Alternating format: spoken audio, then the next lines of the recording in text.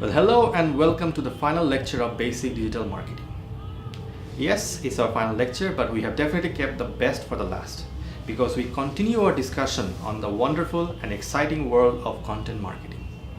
Now, in our last lecture, we looked into how we can create really great and amazing content, which basically lays the foundation for the sharing.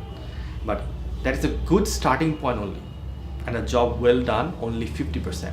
Because if you just focus on creating content, it's a bit like creating something very beautiful and leaving it completely up to chance for people to finding it, which is not very smart. So last lecture we saw that a good content creation strategy must also focus on good content sharing aspect as well. Now, last lecture also we saw that how by focusing on consumers' emotion and how by continuously exceeding his expectation, we can basically lay the foundation for some kind of sharing. Now that's very top level holistic. Now under that, we have to do very specific things to ensure more sharing is taking place. For that to understand, we have to go back what Mr. Malcolm Gladwell said in 2001 in his famous book, The Tipping Point, where he gave an understanding of how different social network works and what he coined at that time, a term called the law of the few. Now, the law of the few gives an idea of an organization or a personal social network, how message or content pass through that social network, and what are the different ways you can influence that. It also talks about three different kind of people who plays a big role for a word of mouth phenomenon to take place. Let's look at what those three kind of people that he was referring to. These three types that he talked about are connectors, Mavens, and salesmen. Now, who are these people? Or more importantly, how can you identify those people in your social network? Now, what Mr. Gladwell talked as or labeled as connectors are nothing but the socialites that we all have in our own personal circle. Now, these are the people who has significantly higher relationship. They spend significantly higher time than all of us in maintaining relationship, and they have more friends and acquaintances in their social network.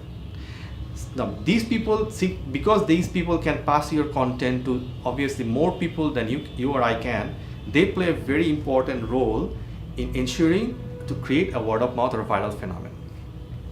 The second group of people are called Mavens. Now, the Mavens are not usually the most connected people. That's not their role.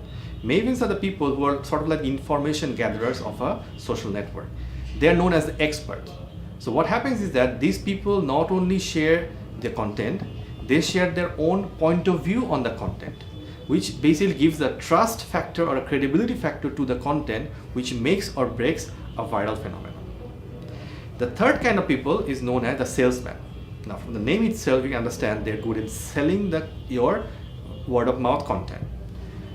What happens is that if those people who are known as salesmen, they get personally attached to your content, they take it on themselves. It becomes like a personal agenda for them to ensure that everyone else around them sees everything from their point of view.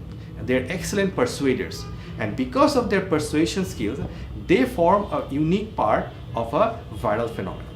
So what happens is that if you connect the connectors, the Mavens, and the salesmen of a social network, that's when magic starts to happen. That's when you go from creating a randomly generated content to creating a word of mouth viral phenomenon.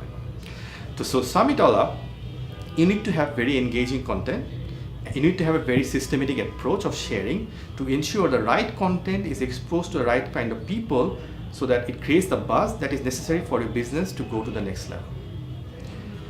So that's pretty much it. So with that, we conclude our lecture on basic digital marketing. I hope by go through this whole lectures that we're talking about for the last few days, it gives you an idea about the tools, techniques, and frameworks that will give you sort of like a key or a pass to the digital world. Now, the things that we discussed are actually more tactical in nature, and that's more applicable for the junior to mid-level executives. There's another side of digital which is more strategic in nature, and that's for more senior leaders, more experienced professionals, and of course for people like you who have already gone through the basic digital marketing. And that is called the Advanced Digital Marketing course. A lot of people actually come and say that digital is such a vast and ever-evolving area that it gets very confusing and we all get very overwhelmed. Now, where do we start and where do we finish? For those people, my advice is make a start somewhere, anywhere. Just jump right into it and get your hands dirty. Make a decision, make a choice, like you made a decision of enrolling into this course itself, and then let the digital highway take you on the journey. And until we meet again in the digital journey, for now, it's goodbye and take care.